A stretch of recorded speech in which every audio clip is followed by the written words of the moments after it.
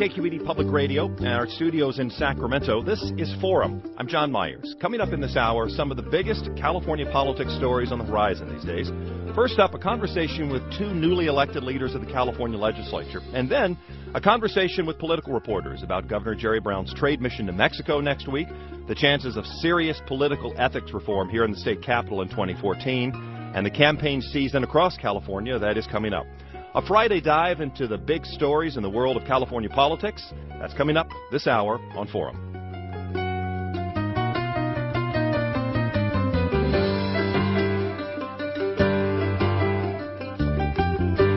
Came up recently. I just want to get your thoughts on it. Some people may have heard about it. It's an issue you disagreed with him a little bit on, which was high-speed rail. You were quoted in a newspaper story, I know you know the quote, that beginning in the middle of the Central Valley was a mistake, that the valley's full of tumbleweeds, I think the quote attributed to you, where nobody lives. And then I saw you at the editorial board of the Fresno Bee last week with this very big pie. You called it a humble pie, an apology, I guess, of sorts to the valley. Tell me, do you think there's time to reconsider the details of where that train starts? Is that something you want to see the legislature or the governor tackle? What's the message? Well, a couple of things. One is I do believe in high-speed rail. I think that we have so many countries in the world, Japan, Korea, South Korea, China, France, Germany, just to name a few, that have high-speed rail. Many industrial countries have it. We should have it in the United States, and we should clearly have it in the largest state in the country, which is California. That being said, I do believe that we can move forward with laying down track simultaneously in the Central Valley, along with the bookends, that being San Francisco, the Bay Area, and Los Angeles. Now, I do believe strongly that the funding for the Central Valley should come from bond dollars as well as federal dollars. But cap-and-trade dollars, and that's specifically coming from auction revenues from AB 32, that those monies should be invested in the bookends. And the reason why I believe that is that part of the AB 32 goals, obviously, are immediate carbon reduction. And we have to demonstrate immediate carbon reduction goals, and I think you can do so successfully and help build the infrastructure, which is an antiquated system that we have both in San Francisco and Los Angeles, to prepare for high-speed rail.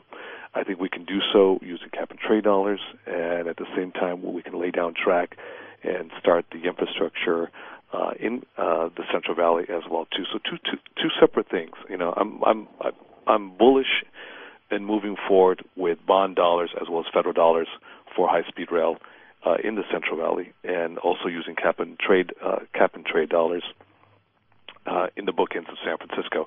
I think it's the right thing to do. I think it's the prudent thing to do, and I think also too it minimizes the potential of litigation, because you don't think we need to rethink the Central Valley as the beginning point? No, and I think my comment at the time was sort of taken out of context and misinterpreted. I think we can move forward with construction in the Central Valley with bond dollars as well as federal dollars. That is Democrat Kevin De Leon, the Senate President Pro Tem-elect. He represents the 22nd Senate District, including Los Angeles. And certainly, I look forward to continuing to work with Governor Jerry Brown. We don't agree on everything. In particular, high-speed rail is probably one of the most premier examples. But I do think he has an interest in trying to work with Republicans and Democrats to get California to a place of more fiscal stability and health. Now, if that's the case, again, I'm quick to point out the projects that he needs to abandon, like high-speed rail. I'm quick to point out that there's still more we need to do to make our public pension system solvent. The answer off the air. Thanks. Okay, Paul, thank you. Jessica Califatti, you don't know how much of a crystal ball any of us as reporters absolutely have about what's going to happen, but you've spent some time watching high-speed rail. I mean, what do you assess its viability at this point? I think high-speed rail really turned a corner with the cap-and-trade budget deal that's going to send 25% of all cap-and-trade fees that come into the state to the project. And I spoke with some companies this past week about their new interest in the project because of that budget deal. And even though there's only, $250 million coming to the project this next fiscal year, the fact that that funding is going to be regular, it's going to be consistent, and it hopefully, in their minds, can't be touched by the legislature is huge, and we may see some private investment in the project. And even with that being said, the governor and the project continue to face problems in Washington because the project continues to rely on federal money that we haven't seen any sign that any more money would come. The Obama administration may support it, but Republicans are in control in the House, and Kevin McCarthy, the new incoming majority leader, I should say, of the House of Representatives, has said no way, no how.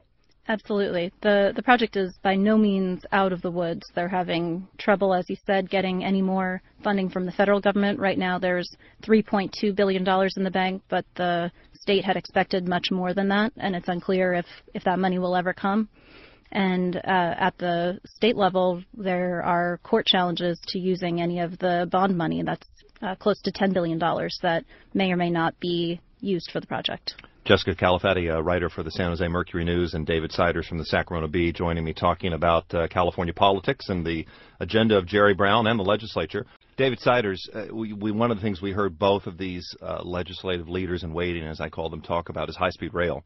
And the governor has, fair to say that that's one of the things the governor has not been able to sell very well. You look at the polling, you look at what's going on inside the Capitol. We saw the budget. We saw a big fight over the funding. De Leon talked about that a little bit, money from the cap-and-trade program. Is that something that we might see come back up? I mean, and what has the governor got to do? I think it's a continuous issue, but it's interesting. I think the high-speed rail and cap-and-trade debate maybe speaks to the relationship between the governor and the lawmakers, that while they are resistant and say, just as De Leon did a minute ago about his concerns about where cap-and-trade funding should be used, you see their votes in the end still supporting that in the budget.